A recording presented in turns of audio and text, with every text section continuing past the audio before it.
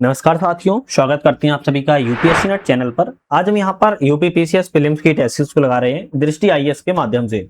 इसकी आज हम जो है मॉडर्न हिस्ट्री आधुनिक इतिहास के प्रश्नों को पूरा प्रॉपर कवर करेंगे। 150 प्रश्न यहाँ पर जो है होने वाले हैं।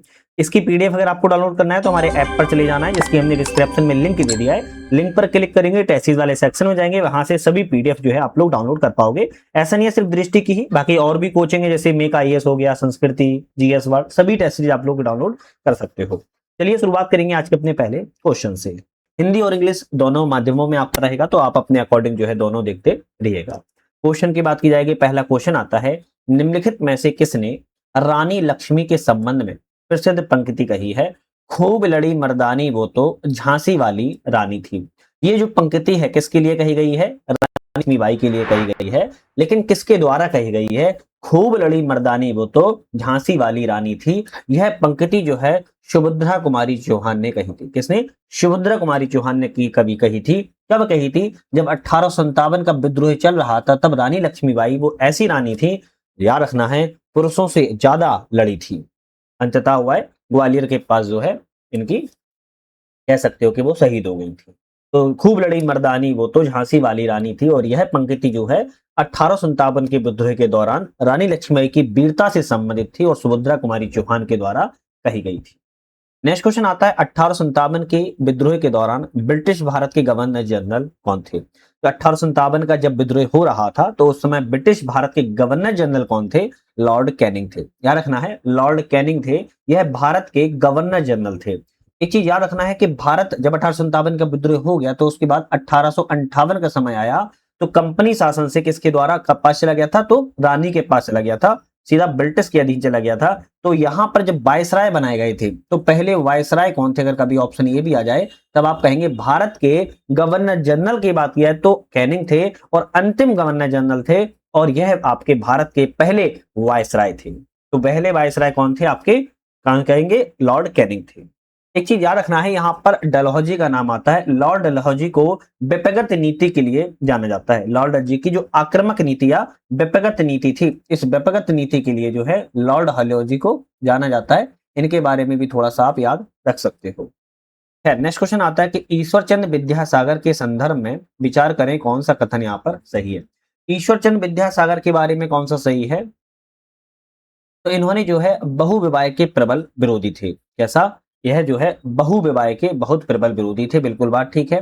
उन्होंने संस्कृत महाविद्यालय के प्राचार्य के रूप में गैर ब्राह्मणों के लिए संस्थान के द्वार खोले, और ज्ञान पर पारंपरिक एकाधिकार को तोड़ने के लिए पश्चिमी विचारों को भी अपनाया था। तो दोनों ऑप्शन सही हैं। कि बात की जाए कि भाई ईश्वरचंद विद्यासागर के द्वारा बहुविवाह को क्या किया गया था? इन्होंने विरोध किया था। संस्कृत महाविद्यालय के प्रचार होते हुए भी गैर ब्राह्मणों के लिए भी इन्होंने द्वार खोले थे, और पारंपरिक जो ज्ञान एकाधिकार था उसको तोड़ा था, और पश्चिमी विचारों को अपनाया था। दोनों ऑप्शन आपके यहाँ पर करेक्ट है। नेक्स्ट क्वेश्चन की बात की जाए कि किसने 20वीं सदी के आरंभ में महाराष्ट्र में निराश्रित हिंद नागरिक एवं विटाल विध्वंसक मंजूर पत्रिका प्रकाशित जो है की थी? तो यहां पर कह रहा है कि 20वीं सदी के आरंभ में महाराष्ट्र में निराश्रित हिंद नागरिक, बिटाल विध्वंसक और मजूर पत्रिकाएं जो प्रकाशित की गई, किसके द्वारा की गई थी? तो किशन फागुजी बसोंड के द्वारा की गई थी। किशन फागुजी बसोंड के द्वारा की गई थी। महाराष्ट्र के एक दलित समाज सुधारक थे। 1879 से लेकर 1946 का इनका समय पीरियड रहा है, और एक दलित समाज सुधारक थे। कभी ऐसा आ जाए क्वेश्चन, ये भी कह सकते हो, दलित समाज सुधारक थे। हालांकि इतिहास में इनका कम योगदान है, लेकिन याद रखना, इन्होंने शिक्षा को उत्थान के लिए बहुत बड़ा नागपुर में चौखा मेला बालिका विद्यालय की स्थापना भी करवाई थी। तो कुछ चीजें ऐसी होती हैं जो एग्जाम के पॉइंट ऑफ व्यू से बहुत इंपॉर्टेंट होती है। चलिए नेक्स्ट क्वेश्चन आता है, भारत में थियोसॉफिकल क्या है? भारत में थियोसॉफिकल आंदोलन के संबंध में कौन सा कथन यहाँ पर करेक्ट है? तो भारत में थियोसॉफिकल आंदोलन के बारे में कौन सा करेक्ट है? तो बात की जा रही है कि भाई थियोसॉफिकल सोसाइटी की स्थापना 1875 में न्यूयॉर्क में भारतीय दर्शन से प्रेरित पश्चिमी लोगों के द्वारा की गई थी। बिल्कुल बात ठीक की जा रही है कि भारत में थियोसॉफिकल सोसाइटी की स्थापना 1875 1875 में न्यूयॉर्क में मैडम मैडम कौन सी थी? एच पी बिलातस्पी, एच पी आप कहेंगे विलास विलावश तस्की के द्वारा जो है, और कर्नल एम एम ऑलकॉट के द्वारा, कर्नल MM ऑलकॉट के द्वारा जो है की गई थी। भारतीय धार्मिक या दर्शन से प्रेरित था। इस आंदोलन ने वैज्ञानिक तर्कवाद के पक्ष में कर्म और पुनर्जन्म जैसी मूलभूत हिंदू मान्यताओं को अस्वीकार किया था। तो ये तो गलत लिखा हुआ है, क्योंकि सोसाइटी ने सार्वभौमिक बंधुत्व और आध्यात्मिक विकास को जो है बढ़ावा दिया था। तो ये दूसरा वाला ऑप्शन तो हो जाएगा गलत, पहला वाला ऑप्शन यहाँ पर सही है। तो ऑप्शन पूछा जा रहा है कि यहाँ पर कौन सा ऑप्शन आपका करेक्ट है, तो आप कहेंगे केवल पहला वाला करेक्ट है, दूसरा वाला सही है। अच्छा, भारत में न्यूयॉर्क में तो स्थापना की गई, लेकिन भारत में इन्होंने कब स्थापना की? तो भारत में 1882 में आकर इन्होंने अपना मुख्यालय जो हेडक्वार्टर है वो कहां पर खोला था? मद्रास चेन्नई में खोला था। किस चीज का खोला गया था? थियोसॉफिकल सोसाइटी का खोला गया था। मद्रास के भी आरडीआर में खोला था। नेक्स्ट क्वेश्चन आता है कि 1857 के विद्रोह के बाद शुरू किए गए प्रशासनिक परिवर्तनों के संबंध में कौन सा कथन सही है? भाई 1857 के दौरान जो शुरू किए गए प्रशासनिक परिवर्तनों के लिए पूछ रहा है, कौन सा ऑप्शन करेक्ट है? तो भारत के राज्य सचिव को बात की जा रही है। यहां पर बहुत ज्यादा मिसप्रिंट है आज यहाँ 15 है ना, यहाँ पर है 15 सदस्यीय परिषद द्वारा सहायता प्रदान की जानी थी। भारत के राज्य सचिव को 15 सदस्यीय परिषद के द्वारा सहायता प्रदान की जानी थी, जिसमें कम से कम 9 सदस्य भारत में से 10 वर्षों तक सेवा कर चुके हो। बिल्कुल बात ठीक कह रहा है। दूसरा ऑप्शन कहता है गवर्नर जनरल की सहायता के लिए एक कार्यकारी परिषद का गठन किया गया, जिसके सदस्य विभागों के प्रमुख उनके सलाहकार के रूप में कार्य करते थे। तो दोनों ऑप्शन आपके कहेंगे प्रशासनिक परिवर्तनों के बारे में सही है। सी ऑप्शन यहाँ पर भी आपका करेक्ट हो जाएगा। नेक्स्ट क्वेश्चन आता है 1861 के भारतीय परिषद अधिनियम के तहत गवर्नर जनरल की परिषद का विस्तार किया गया, उसमें किस रूप में कार्य करने का अधिकार दिया गया था? तो आप कहेंगे विधि निर्माण के लिए शाही विधान परिषदों के रूप में कार्य करने का अधिकार यहाँ पर दिया गया था। 1861 में जो भारतीय परिषद अधिनियम लाया गया था, इसमें 6 सदस्यों की संख्या को बढ़ाकर 12 कर दिया गया था और विशेष रूप से विधि निर्माण के लिए उद्देश्य से इसमें जो है किया गया था। भारत परिषद अधिनियम 1892 के संदर्भ में विचार करें, कौन सा कथन सही है? 1892 के भारत परिषद अधिनियम के बारे में अधिनियम ने सदस्यों को वार्षिक बजट पर चर्चा करने की अनुमति दी, लेकिन उस पर मतदान करने और संशोधन करने की अनुमति नहीं दी थी। बिल्कुल बात ठीक कह रहा है कि 1892 का जो अधिनियम आया था, वार्षिक बजट पर चर्चा तो कर सकते थे, लेकिन मतदान नहीं कर सकते थे, ना ही संशोधन करने की अनुमति दी गई थी। सदस्यों को अनुपूरक प्रश्न पूछने की अनुमति थी, लेकिन आंतरिक प्रशासन से संबंधित मामलों पर नहीं। तो ये ऑप्शन गलत लिखा है। आंतरिक मामलों पर तो प्रश्न पूछ सकते थे, लेकिन अनुपूरक प्रश्न पूछने की अनुमति नहीं थी। तो केवल पहला वाला ही सही रहेगा, इसमें दूसरा वाला भी ऑप्शन आपका गलत है। नेक्स्ट क्वेश्चन की बात की जाएगी। नेक्स्ट क्वेश्चन आता है कि 1885 में भारतीय राष्ट्रीय कांग्रेस के प्रथम सत्र के दौरान पारित प्रस्तावों के संदर्भ में कौन सा कथन सही है? तो 1885 में जो भारतीय राष्ट्रीय कांग्रेस ने प्रथम सत्र में कुछ प्रस्ताव पारित किए थे, इसके बारे में कौन सा करेक्ट है? भारत सचिव की भारतीय परिषद को समाप्त करने की मांग करते हुए एक प्रस्ताव पारित किया था। बिल्कुल बात ठीक कहा गया। दूसरा कहता है कांग्रेस ने केवल भारत में ही सिविल सेवाओं के लिए परीक्षा आयोजित करने की मांग की। नहीं, कांग्रेस के द्वारा इंग्लैंड और भारत दोनों एक साथ, इंग्लैंड और भारत में दोनों एक साथ, याद रखना है, भारत में प्लस इंग्लैंड में दोनों एक साथ जो है सिविल सेवा परीक्षा करने की मांग की थी। तो केवल पहला सही है, दूसरा ऑप्शन गलत है। भारत में कांग्रेस पूर्व राजनीति संदर्भों में कौन सा यहाँ पर जो है विचार करें सही है? भारत के कांग्रेस की पूर्व राजनीति की बात की जा रही है कि राजनीति के बारे में कौन सा करेक्ट है? तो बात की जाए कि ईस्ट इंडिया कंपनी एसोसिएशन की स्थापना दादा भाई नेहरूजी ने लंदन में भारतीय कल्याण पर ब्रिटिश जनमत को प्रभावित करने के लिए की थी। तो क्वेश्चन ऐसे बन सकता है कि ईस्ट इंडिया एसोसिएशन की स्थापना कब की गई? तो आप कहेंगे 1866 में की गई थी। किसने की थी? तो आप कहेंगे दादा भाई नेहरूजी ने की थी। कहां पर की थी? लंदन में की थी। तो ब्रिटिश जनमत को प्रभावित करने के लिए की थी। बिल्कुल सही है।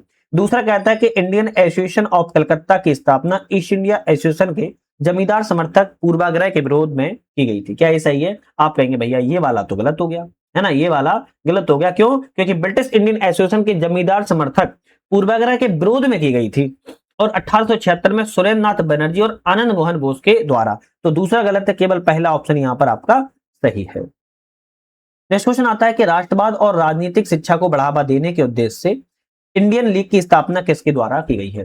राष्ट्रवाद और राजनीतिक शिक्षा को बढ़ावा देने के उद्देश्य से इंडियन लीग की स्थापना किसके द्वारा की गई है? ऑप्शन रहेगा शिशिर कुमार घोष के द्वारा की गई है ना, शिशिर कुमार घोष के द्वारा 1875 में की गई थी इंडियन लीग की स्थापना।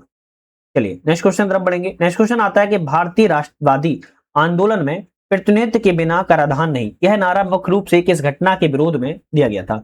प्रतिनिधि नहीं तो कर नहीं, यह नारा किस रूप में या किस दौरान दिया गया था? तो आप कहेंगे 1892 के अधिनियम के तहत परिषदों में जो निर्वाचित बहुमत थे और बजटीय शक्तियों का अभाव के कारण जो है भारतीयों के द्वारा यह नारा दिया गया था, प्रतिनिधि नहीं तो कर नहीं।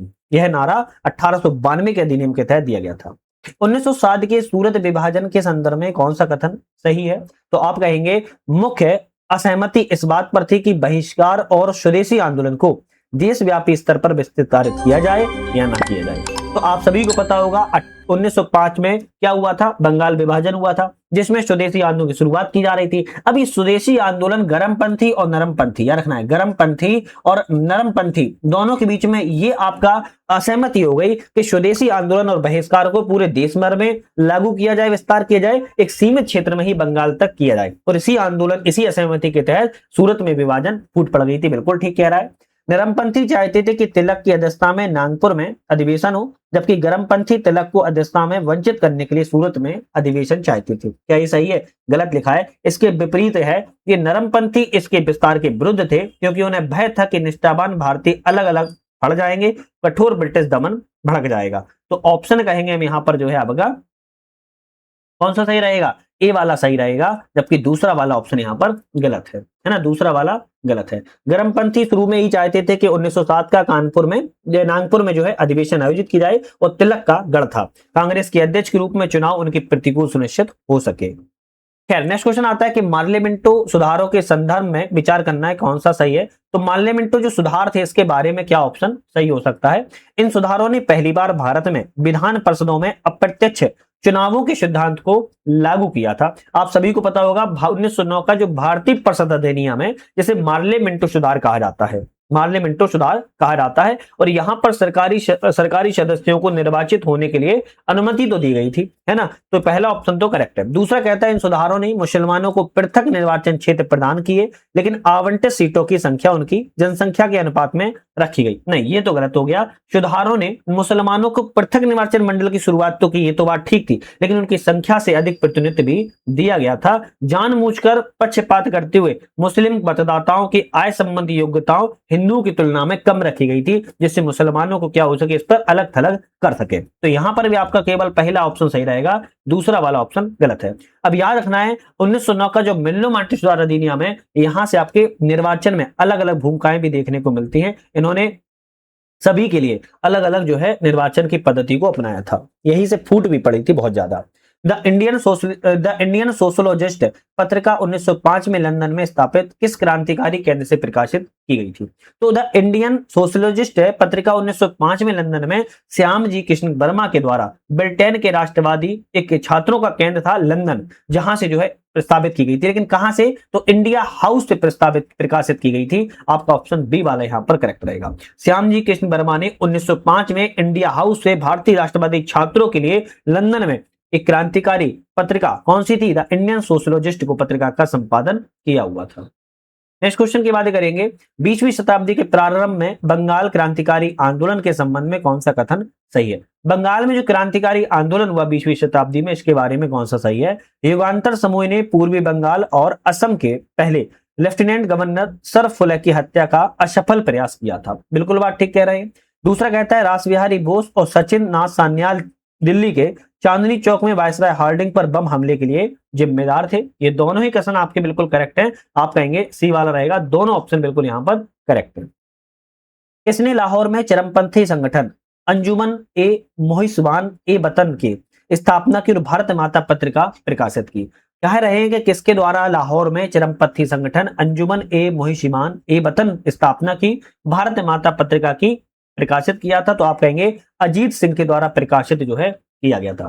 भारत माता नामक पत्रिका की बात की अजीत सिंह के द्वारा लाहौर में प्रकाशित किया गया था। पंजीत सिंह पंजाब की आरंभिक उग्रवादी राजनीति के प्रमुख व्यक्ति रहे थे। और अजीत सिंह कौन थे? कौन से? भगत सिंह के चाचा थे। याद रखना है, भगत सिंह के चाचा थे। तो याद रखना है, इन्होंने भारत माता पत्रिका को प्रकाशित किया था। कुंठारा उद्घोषणा किससे संबंधित है? भाई कुंठारा उद्घोषणा की बात की जा रही है, तो कुंठारा उद्घोषणा बेलूथम्पी विद्रोह से संबंधित है। अब ये बेलूथम्पी विद्रोह कब हुआ था? तो 1808 से लेकर 1809 के बीच में बेलूथम्पी विद्रोह हुआ। कुंठारा उद्घोषणा इसी से संबंधित है। यह विद्रोह कहां पर हुआ था? त्रावणकोर में हुआ था। लॉर्ड वेलेजली के नेतृत्व में अंग्रेजों के द्वारा जो लागू की गई थी सहायक संधि कठोर प्रणाली, इसी के दौरान ये भड़क गए थे और यहीं पर बेलूथम्पी विद्रोह सामने आ गया था। 1859 के नील विद्रोह के बारे में बताना है, कौन सा ऑप्शन यहाँ पर करेक्ट है? 1859 के नील विद्रोह के बारे में तो यहाँ पर बात की जाए तो इसने बंगाल के नादिया जिले में दिगंबर विश्वास और विष्णु विश्वास के नेतृत्व में इसका आंदोलन हुआ था, नील विद्रोह। बिल्कुल बात ठीक है। दीनबंधु मित्र का नील दर्पण नाटक किसी आंदोलन के दौरान लिखा गया था। दोनों ही कथन सब छोटे छोटे हैं और बिल्कुल करेक्ट हैं। दोनों ऑप्शन कहेंगे हम यहाँ पर, सी रहेगा 1 2 दोनों ऑप्शन यहाँ पर सही है। प्रसिद्ध वुड डिस्पैच, जिसे प्रायः भारत में अंग्रेजी शासन का शिक्षा का मैग्ना कार्टा कहा जाता है, किस गवर्नर जनरल के कार्यकाल के दौरान क्या किया गया था? जारी किया गया था। तो कह रहा है कि भारत में अंग्रेजी शिक्षा का मैग्ना कार्टा कहा जाता है वुड डिस्पैच को, किस गवर्नर जनरल के कार्यकाल के दौरान जारी किया गया था? तो आप कहेंगे लॉर्ड डलहौजी के कार्यकाल के दौरान जारी किया गया था। कब किया गया था? तो 1854 में किया गया था। ऑप्शन आपका यहाँ पर बी वाला बिल्कुल करेक्ट है। चलिए नेक्स्ट क्वेश्चन देख लेते हैं। नेक्स्ट क्वेश्चन आता है, ब्रिटिश भारत प्रशासन में संदर्भ में हाफ लॉस्ट सिस्टम के शब्द का किस अधिनियम में संदर्भित किया गया था? हाफ लॉस्ट सिस्टम शब्द का किस अधिनियम में प्रयोग किया गया था? आपका ऑप्शन रहेगा पिट्स इंडिया एक्ट 1784 के दौरान हाफ लॉस्ट सिस्टम का प्रयोग जो है किया गया था। ठीक है। अब इसमें क्या होता था? ब्रिटिश संसद के नियंत्रण में और ईस्ट इंडिया कंपनी के अधिकारों के बीच में एक समझौता किया जाता था, जो कि भारत के नागरिक सैन्य राजस्व मामलों की निगरानी के लिए बोर्ड ऑफ कंट्रोल की स्थापना जो है संबंधित है। नेक्स्ट क्वेश्चन आता है, किस गवर्नर ने ब्रिटिश भारत में जिला स्तर पर कार्यकारी और न्यायिक कार्यों को अलग किया था? एक ऐसा गवर्नर जनरल था जिसके द्वारा जिला स्तर पर कार्यकारी और न्यायिक अलग अलग कार्यों को कर दिया गया था। आप कहेंगे लॉर्ड कॉर्नवालिस उस समय व्यक्ति थे। लॉर्ड कॉर्नवालिस ने दीवानी अदालत और अपीली अदालत को जो है अलग अलग जो है कर दिया था। सिविल मामलों के लिए सदर दीवानी अदालत को सर्वोच्च न्यायालय के रूप में स्थापित किया गया था। इसने भारत में अंग्रेजी शिक्षा के माध्यम से रक्त और वर्ण से भारतीय परंतु रुचि बुद्धिमत्ता से अंग्रेज व्यक्तियों के वर्ग को विकसित करने का विचार का समर्थन किया था। इन्होंने कहा था कि रक्त और रंग में तो भारतीय रहे, लेकिन विचार और रुचियों में वह अंग्रेज हो जाए, ऐसा व्यक्ति हमें विकसित करना है। और यह विचार किसके द्वारा लाया गया था? थॉमस मैकाले के द्वारा लाया गया था। क्या रखना है? थॉमस मैकाले के द्वारा लाया गया था। नीचे दिए गए अभिकथन और कारण इनमें से कौन सा अभिकथन कारण सही है? अभिकथन कहता है कि व्यक्तिगत सिद्धांत का प्रयोग उन रियासतों को ब्रिटिश साम्राज्य में विलय करने के लिए किया जाता था जहां शासक की मृत्यु पुरुष उत्तराधिकारी के बिना हो जाती थी। बिल्कुल बात ठीक कहा जा रहा है। दूसरा कहता है अवध को 1856 में अंग्रेजों के द्वारा कुशासन के आधार पर नियंत्रण में ले लिया गया था। तो आप कहेंगे यहाँ पर दोनों ऑप्शन सही हैं और इसकी लेकिन व्याख्या नहीं कर पा रहा है, तो आप कहेंगे बी ऑप्शन करेक्ट है। अच्छा, आप सभी को पता होगा कि आपके बहुत सारे रियासतों का विलय किया गया था। अच्छा, कौन सी रियासत का कब विलय किया गया था? एक छोटा सा डेमो से याद कर लेते हैं। सतारा की बात किया है तो 1848 में विलय कर लिया गया। अब संभल की बात किया है, संभलपुर की बात किया तो 1850 में विलय कर लिया गया था। इसी तरह उदयपुर की बात किया है तो उदयपुर को 1852 में विलय कर लिया गया था।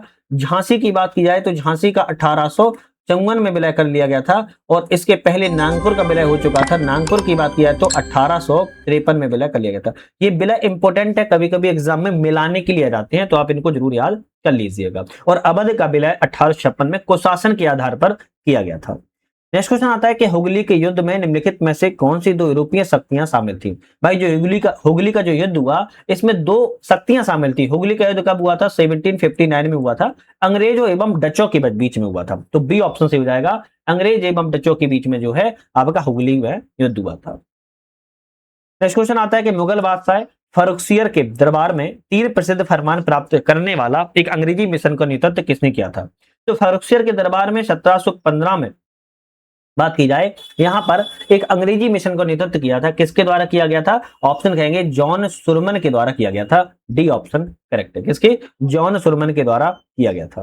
नेक्स्ट क्वेश्चन आता है कि फ्रांसीसी ईस्ट इंडिया कंपनी के संदर्भ में विचार करें, कौन सा ऑप्शन करेक्ट है? फ्रांसीसी ईस्ट इंडिया कंपनी के बारे में विचार करना है कि कौन सा ऑप्शन करेक्ट है। तो यहां पर नाम आएगा किंग लुई, थोड़ा सा मिस हो गया है। किंग लुई आप कहेंगे मंत्री कोलबर्ट ने कंपनी की स्थापना की। तो किंग लुई 14 के मंत्री कोलबर्ट ने कंपनी की स्थापना की थी, फ्रांसीसी ईस्ट इंडिया कंपनी की। बिल्कुल बात ठीक है। कब की थी? 1664 में की गई थी। दूसरा ऑप्शन कहता है कि भारत में फ्रांसीसी व्यापार 20 वर्षों के लिए एक अधिकार मोनोपोली प्रदान जो है किया गया था। तो आप कहेंगे 20 वर्षों के लिए नहीं किया गया था, बल्कि 50 वर्षों के लिए एक अधिकार प्रदान किया गया था हिंद महासागर और प्रशांत महासागर में फ्रांसीसी व्यापार को बढ़ावा देने के लिए। तो दूसरा तो गलत हो गया, केवल पहला ऑप्शन यहां पर करेक्ट है। नेक्स्ट क्वेश्चन आता है कि प्रथम आंग्ल मराठा युद्ध, प्रथम आंग्ल मराठा युद्ध के बारे में कौन सा ऑप्शन करेक्ट है? युद्ध के दौरान ब्रिटिश और मराठा सेनाओं के मध्य में बड़गांव की संधि पर हस्ताक्षर किए गए थे। अब प्रथम आंग्ल मराठा युद्ध की बात की जाए तो आपका कब हुआ था? 1775 से लेकर 1782 के दौरान हुआ था। और बड़गांव की संधि कब हुई थी? 1779 में की गई थी। यहां पर बड़गांव के मराठा सेनाओं से घिर गई थी। ब्रिटिश बॉम्बे सेना को आत्मसमर्पण करने के लिए विवश होना पड़ा था। तो कहेंगे सही है। दूसरा है कि सालवाई की संधि ने इस युद्धकालीन शत्रुता को समाप्त कर दिया और 20 वर्षों तक अंग्रेज और मराठों के बीच शांति सुनिश्चित हो गई। सालवाई की संधि की बात किया 1782 में की गई थी और 20 वर्षों के लिए अंग्रेज और मराठाओं के बीच में शांति काल स्थापित यहां पर भी की गई थी। तो दोनों ऑप्शन आपके जब सही हैं तो आपका ऑप्शन रहेगा सी वाला बिल्कुल करेक्ट है। नेक्स्ट क्वेश्चन की बात किया है भारतीय राष्ट्रीय कांग्रेस के बनारस अधिवेशन कब हुआ था? 1905 के संबंध में विचार करें कौन सा सही है। भारतीय राष्ट्रीय कांग्रेस के बनारस अधिवेशन 1905 के बारे में कौन सा ऑप्शन करेक्ट है? इसकी अध्यक्षता गोपाल कृष्ण गोखले ने की थी। इसे स्वदेशी प्रस्ताव को अपनाने के लिए विशेष रूप से जाना जाता है। बिल्कुल बात ठीक कही जा रही है। दूसरा है कि नरमपंथियों ने बहिष्कार कार्यक्रम को बंगाल से आगे बढ़ाने का समर्थन किया। इसके पक्ष में सशक्त प्रस्ताव को भी पारित किया था। तो नरमपंथियों ने आंदोलन जो है बंगाल से बाहर प्रस्तार करने का जो है विरोध कर रहे थे। तो आप कहेंगे यहां पर दूसरा वाला गलत है, जबकि केवल पहला वाला ही ऑप्शन सही है। नरमपंथी आंदोलन क्या कर रहे थे? बंगाल से आगे बढ़ाने का समर्थन कर रहे थे। और याद रखना है स्वदेशी और बहिष्कार का समर्थन किया गया था। कांग्रेस ने तत्काल विभाजन को टाल भी दिया था। नेक्स्ट क्वेश्चन की तरफ बढ़ेंगे। नेक्स्ट क्वेश्चन आता है भारत में प्रारंभिक ब्रिटिश खानों के संदर्भ पर विचार करें कौन सा ऑप्शन सही है। भारत में जो प्रारंभिक ब्रिटिश खान हैं, इन खानों के बारे में विचार करना है। अंग्रेजों ने दक्षिण भारत में अपना पहला कारखाना 1611 में मछलीपट्टनम में स्थापित किया था। बिल्कुल बात ठीक कह रही जा रही है, जिसे मर्चेंट एडवेंचर्स के नाम से जाना जाता था। यहां से पूर्व व्यापार करना था और कंपनी ईस्ट इंडिया के नाम से भी इसको जानी गई थी। दूसरा कहता है कि पूर्वी भारत में पहला ब्रिटिश कारखाना 1653 में कलकत्ता में स्थापित किया गया था, जिसकी विकास बाद में फोर्ट विलियम के रूप में की गई थी। क्या ये सही है? तो आप कहेंगे गलत है। पूर्वी भारत में अंग्रेजों ने 1633 में हरिहरपुर और बालासोर में ब्रिटिश कारखाने को स्थापित किया था। आपके 1633 में ही कर लिया था, बल्कि ना कि 1653 में किया था। तो दूसरा वाला गलत है, केवल पहला ऑप्शन यहाँ पर आपका सही है। और जो आपका जो ब्रिटिश कारखाना फोर्ट विलियम वाले की बात की जा रही है, तो 1690 की बात की गई है। नेक्स्ट क्वेश्चन आता है गंडमक की संधि 1879 में संदर्भ में विचार करें कौन सा सही है। जो गंडमक की संधि की गई थी 1879 में, इसके बारे में कौन सा सही है? अफगानिस्तान के मीर को अपनी विदेश नीति भारत सरकार के परामर्श से संचालित करनी थी। बिल्कुल बात ठीक कही जा रही है। दूसरा है ब्रिटिशों को काबुल में एक स्थायी रेजिमेंट रखने की अनुमति भी प्रदान की गई थी। तो ये भी ऑप्शन सही है। तो गंडमक की संधि भारत और अफगानिस्तान के बीच में की गई थी। यह संधि जो है ब्रिटिश और शेर अली के पुत्र याकूब खान के बीच में की गई थी, जिसमें शेर अली ब्रिटिश आक्रमण के कारण भाग भी गया था।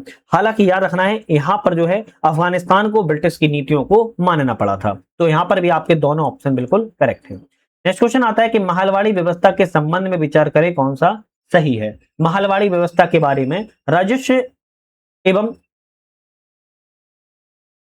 राजस्व अभिलेखों में महल शब्द का प्रयोग एक वित्तीय इकाई को दर्शाने के लिए की जाता था। किसकी बात कर रही है? कि राजस्व जो अभिलेख थे, राजस्व अभिलेखों में महल शब्द का प्रयोग वित्तीय इकाई को दर्शाने के लिए किया जाता था। बिल्कुल ठीक है। इस व्यवस्था के अंतर्गत एक व्यक्ति केवल एक ही गांव पर अधिकार रख सकता था। नहीं, ये गलत लिखा है। एक व्यक्ति कई गांवों पर अधिकार रखने के लिए भी जो जाना जाता था, कई गांवों पर जो है कब्जा पूरी तरह से कर लेता था। तो दूसरा गलत है, केवल पहला ऑप्शन सही है। नेक्स्ट क्वेश्चन आता है किसने अफगानिस्तान के प्रति कुशल आक्रमणता की नीति शुरू की थी। कुशल आक्रमणता की नीति किसके द्वारा शुरू की गई? लॉर्ड लॉरेंस के द्वारा शुरू की गई थी। 1864 से 69 के समय में आप कहेंगे लॉर्ड लॉरेंस ने कुशल आक्रमणता की नीति को लागू किया था। अभिकथन और कारण, इनमें से कौन सा अभिकथन कारण सही है बात की जा रही है। अभिकथन कहता है कि मैसूर युद्धों ने स्थानीय शक्तियों की बढ़ती सैन्य महत्वाकांक्षाओं और फ्रांसीसियों के साथ गठबंधन के रणनीतिक महत्व को प्रतिबिंबित किया हुआ है। बिल्कुल ठीक कहा जा रहा है।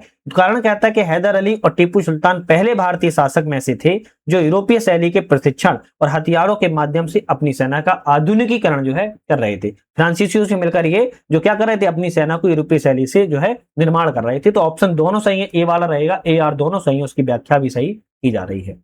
महात्मा गांधी ने गंगाधर राव देशपांडे को लिखा, केवल मृत्यु हुई मुझे बेलगाम जाने से रोक सकती है।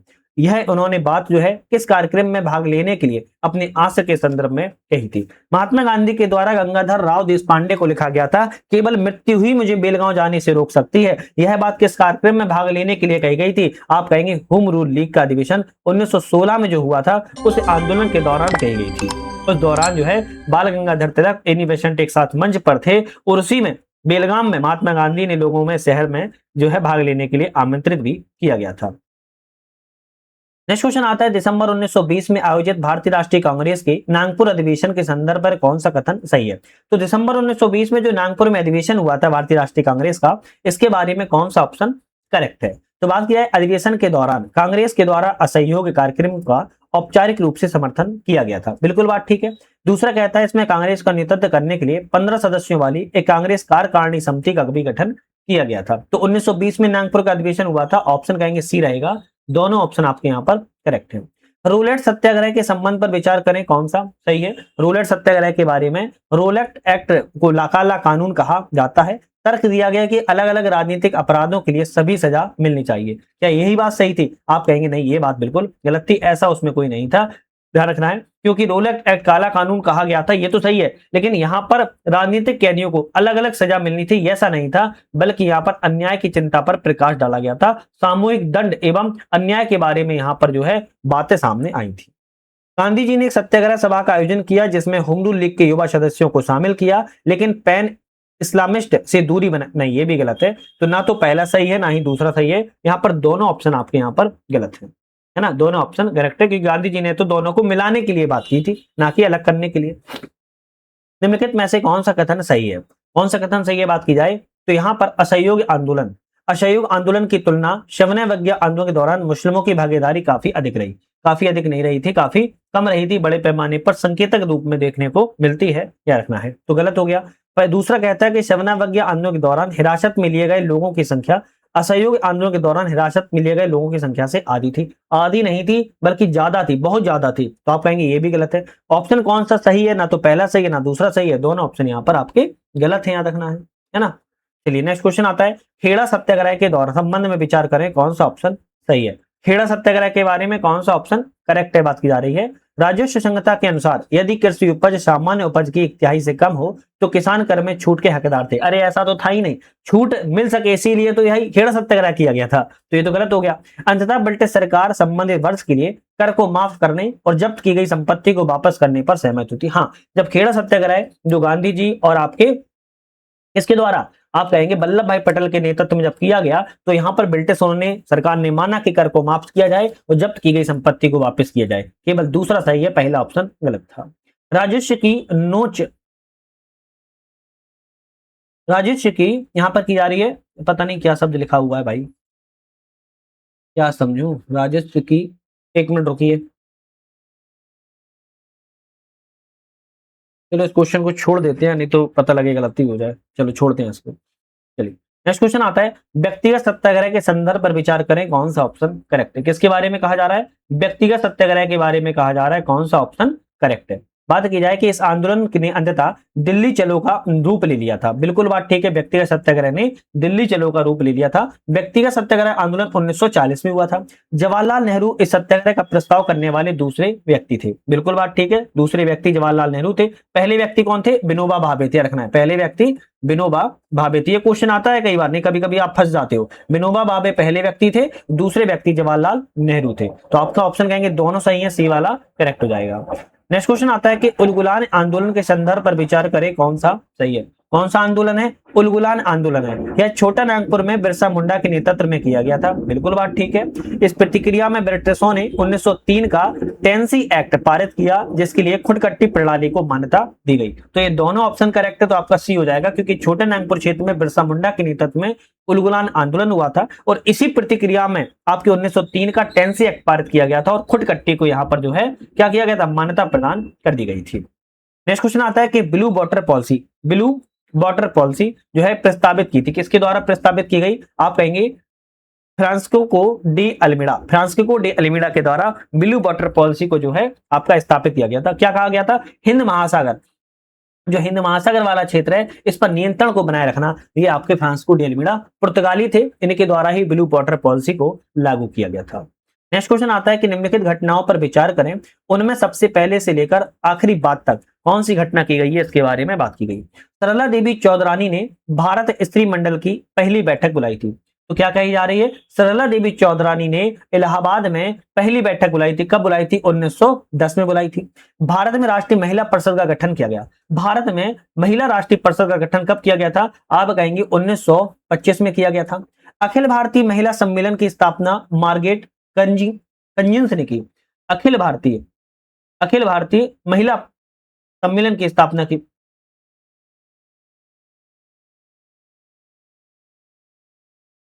अखिल भारतीय महिला सम्मेलन की स्थापना मार्गरेट जो है आपकी कंजिंस ने की थी। कब की थी? 1927 में की थी, रखना है ना।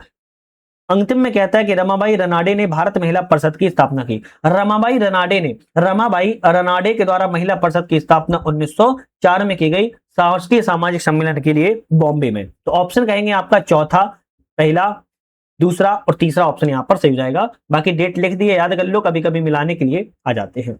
नेक्स्ट क्वेश्चन की बात की जाएगी, सूची 1 में विद्रोह है, सूची 2 में काल है, कौन सा विद्रोह किस काल से संबंधित है? जैसे बाघरा विद्रोह की बात किया 1818 से 1820 के समय में हुआ। अहोम विद्रोह की बात किया तो 1828 में हुआ।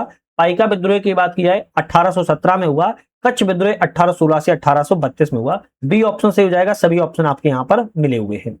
जब कैप्टन विलियम हॉकिंस जहांगीर के मुगल दरबार में पहुंचे तो इंग्लैंड का शासक निम्नलिखित में से कौन सा था? जब विलियम हॉकिंस जो थे जहांगीर के दरबार में पहुंचे तो इंग्लैंड का उस समय शासक कौन सा था? किंग जेम्स प्रथम था। कौन सा था? किंग जेम्स प्रथम था। डी ऑप्शन यहाँ पर आपका करेक्ट है। चलिए नेक्स्ट क्वेश्चन आता है, नीचे अभिकथन और कारण है, इनमें से अभिकथन कारण कौन सा सही है? अभिकथन कहता है कि अहोम शासक ने माऊ मारिया विद्रोह को दबाने के लिए ब्रिटिश की सहायता मांगी थी। क्या ये सही है? तो आपका ऑप्शन रहेगा जो अहोम शासक थे, जो माओ मारिया जो विद्रोह हुआ था यहां पर जो है असम में अहोम शासकों के लिए किसानों ने, निम्न जाति किसान थे, इन्होंने जो है ब्रिटिशों से सहायता मांगी थी। बिल्कुल ठीक कह रहा है। कारण कहता है कि अहोम साम्राज्य माओ मारिया विद्रोह का सामना नहीं कर सका और अंततः आगे झुक गया था। तो ऑप्शन कहेंगे हम कारण वाला गलत है, केवल आपका डी ऑप्शन सही रहेगा, ए सही है, किंतु आर ऑप्शन यहां पर गलत है।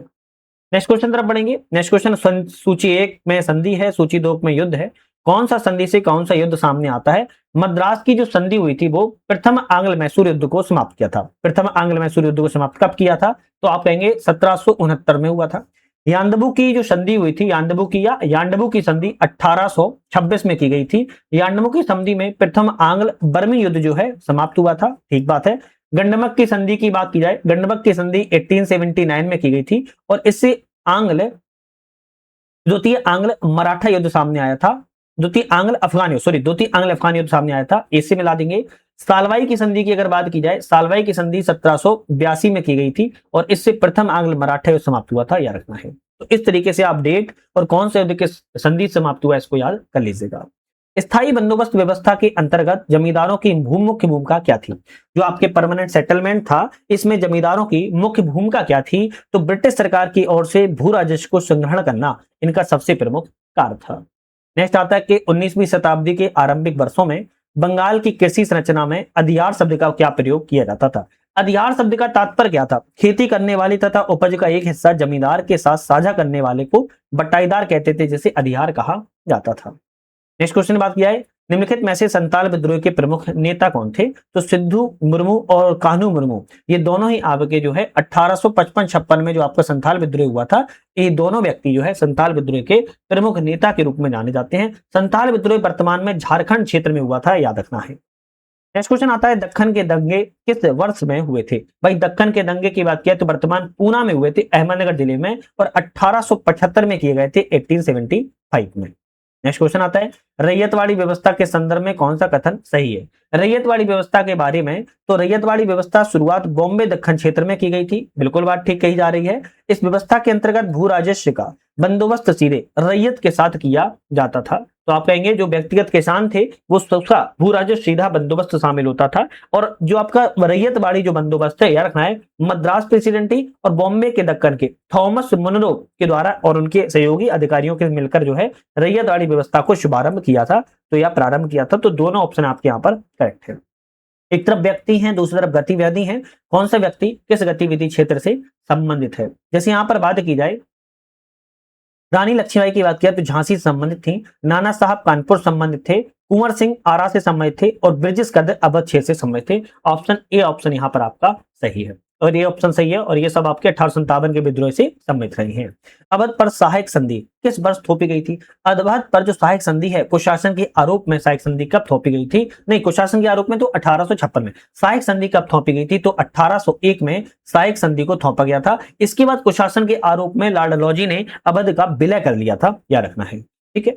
बाल विवाह निषेध अधिनियम 1929 के अनुसार महिलाओं के लिए विवाह की न्यूनतम आयु कितनी निर्धारित की गई थी। जो बाल विवाह अधिनियम 1929 में आया था, इसके द्वारा शारदा अधिनियम के नाम से जिसे जाना जाता है, यहाँ पर बालिकाओं की जो विवाह की आयु थी महिलाओं की, यहाँ पर 14 वर्ष निर्धारित की गई थी। याद रखना है 1929 के अधिनियम को शारदा अधिनियम के नाम से जाना जाता है। ठीक है, चलिए नेक्स्ट क्वेश्चन की बात की जाए। नेक्स्ट क्वेश्चन आता है निम्नलिखित में से किस गवर्नर जनरल ने अवध राज्य को एक चेरी जो एक दिन मुहिम में गिरेगी किस रूप में वर्णन किया है। एक चेरी है जो एक दिन हमारे मुहिम में गिरेगी, ये कथन किसके द्वारा किए गए हैं। आप कहेंगे अवध राज्य के लिए यह कथन लॉर्ड डलहौजी के द्वारा कहे गए थे, और लॉर्ड डलहौजी ने ही 1856 में कुशासन के आरोप में अवध का विलय कर लिया था। नेक्स्ट क्वेश्चन आता है सहायक संधि के संबंध पर विचार करें, कौन सा सही है। कौन सा सहायक संधि के बारे में। सहायक संधि की योजना लॉर्ड कॉर्नवालिस के द्वारा बनाई गई थी, क्या सही है। आप कहेंगे गलत है, क्यों। क्योंकि वेले जली की थी। सहायक संधि की जो योजना है वो वेले जली की योजना थी, ना कि लॉर्ड कॉर्नवालिस की थी।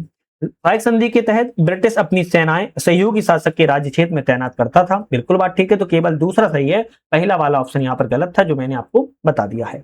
भारत में अखिल भारतीय जनगणना का प्रयास किस वर्ष किया गया था। अखिल भारतीय जनगणना का प्रयास 1872 में किया गया था।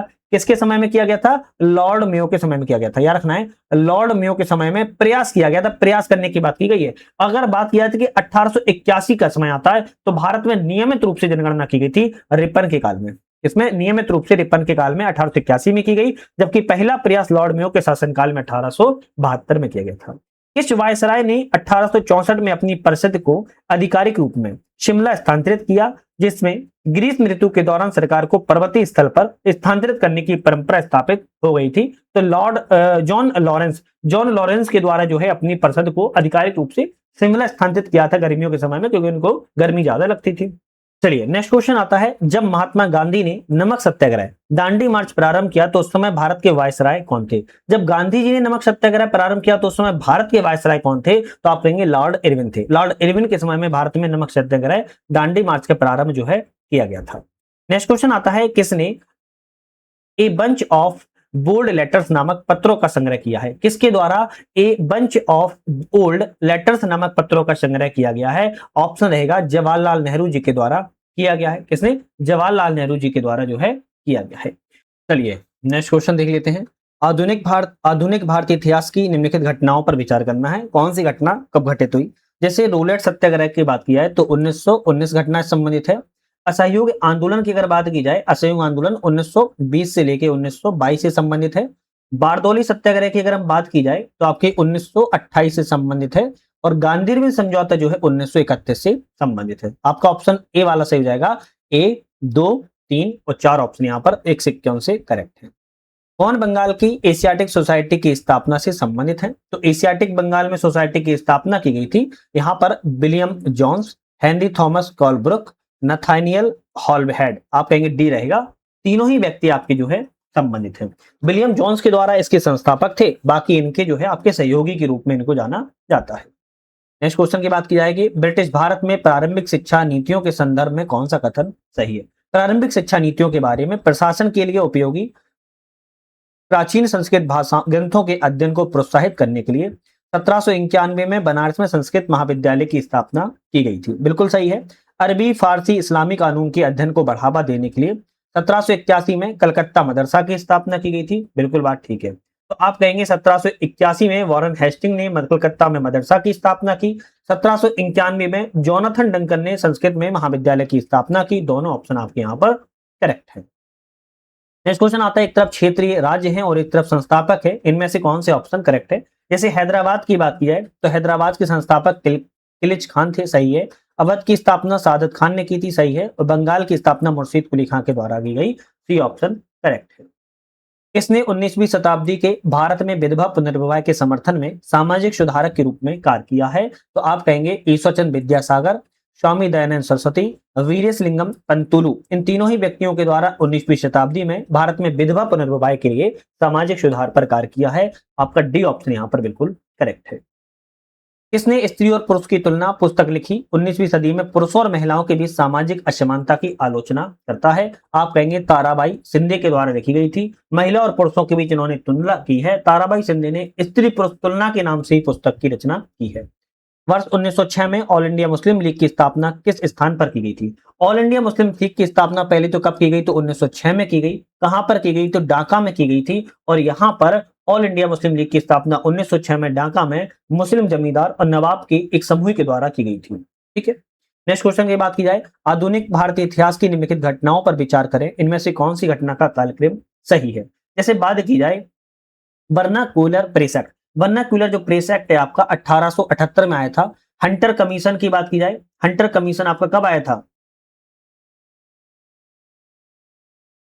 अच्छा, इल्बर्ट बिल विवाद की अगर पहले बात की जाए तो आप कहेंगे इल्बर्ट बिल विवाद जो है आपके 1883 में आया था। और आपका अगर बात की जाए यहाँ पर हंटर कमीशन 1882 से संबंधित है। तो ऑप्शन आपका रहेगा 2, 1, 3, ये आपका ऑप्शन सही है। वर्नाक्यूलर प्रेस एक्ट नियम 1878, Hunter commission code 1882, Ilbert bill विवाद 1883 से संबंधित है।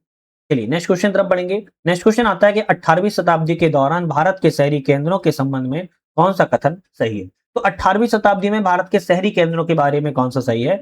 सूरत, मछलीपट्टनम, ढाका जैसे वाणिज्यिक केंद्र 18वीं शताब्दी के मध्य में पतन की ओर अग्रसर हो गए थे। बिल्कुल बात ठीक कह रहा है। दूसरा कहता है कि प्लास्टिक युद्ध के बाद मद्रास, कलकत्ता और बंबई जैसे औपनिवेशिक बंदरगाह आर्थिक और प्रशासनिक केंद्र के रूप में विकसित किए गए थे। ये भी दोनों ऑप्शन करेक्ट हैं। सी वाला यहाँ पर ऑप्शन आपका बिल्कुल सही है। नेक्स्ट क्वेश्चन आता है, महात्मा गांधी की भारत में प्रारंभिक गतिविधियों के संबंध पर विचार करें, कौन सा सही है? महात्मा गांधी की प्रारंभिक गतिविधियों के बारे में विचार करना है, कौन सा करेक्ट है? तो यहाँ पर विचार की जाए, महात्मा गांधी की भारत में पहली मुख्य सार्वजनिक उपस्थिति 1916 में लखनऊ में आयोजित कांग्रेस अधिवेशन में की गई थी। तो आप सभी को पता होगा 1916 में बनारस हिंदू विश्वविद्यालय के उद्घाटन पर थी, ना कि लखनऊ कांग्रेस पर थी। तो पहला वाला क्या हो गया? गलत हो गया। बनारस हिंदू विश्वविद्यालय के उद्घाटन समारोह के दौरान बिहार के चंपारण में किसान में गांधी जी संपर्क किया था। तो आपका ये भी ऑप्शन गलत हो जाएगा। आपका गांधी जी ने चंपारण में किसान आंदोलन जब दिसंबर 16 में लखनऊ कांग्रेस अधिवेशन के दौरान किया था, ना कि बनारस हिंदू दौरान किया था। तो ना तो पहला सही है, ना ही दूसरा ऑप्शन आपका यहाँ पर करेक्ट है। नेक्स्ट क्वेश्चन आता है कि असहयोग आंदोलन भारत और गांधी जी के जीवन में एक युग का नाम बन गया, यह कथन निम्नलिखित में से किसने लिखा है? असहयोग आंदोलन भारत और गांधी जी के जीवन में युग का नाम बन गया, यह कथन लुई फिशर के द्वारा लिखा गया है। नेक्स्ट क्वेश्चन आता है कि 19वीं शताब्दी के भारत में निम्नलिखित जातियों में सामाजिक सुधार आंदोलन के संबंध में कौन सा कथन सही है? मध्य भारत में सतनामी आंदोलन की स्थापना हरिहर दास ठाकुर के द्वारा की गई थी। तो सतनामी आंदोलन की स्थापना हरिहर दास ठाकुर ने नहीं की थी, बल्कि गुरु घासीदास के द्वारा की गई थी। किसने? गुरु घासीदास के द्वारा जो है की गई थी। तो पहला गलत हो गया। केरल के नारायण गुरु ने मानव जाति के लिए एक जाति, एक धर्म, एक ईश्वर विचारधारा को प्रतिपादित किया है। बिल्कुल बात ठीक है। तो यहाँ पर दूसरा ऑप्शन तो कहेंगे हम बिल्कुल सही है, जबकि पहला ऑप्शन गलत था। यहाँ पर हमने 75 क्वेश्चनों को अभी तक कर लिया है, जो कि बहुत ही ज्यादा महत्वपूर्ण था। आई थिंक आप लोगों को एक पूरा सेशन पसंद आ रहा होगा, तो चैनल को लाइक शेयर सब्सक्राइब आप लोगों ने कर लिया होगा।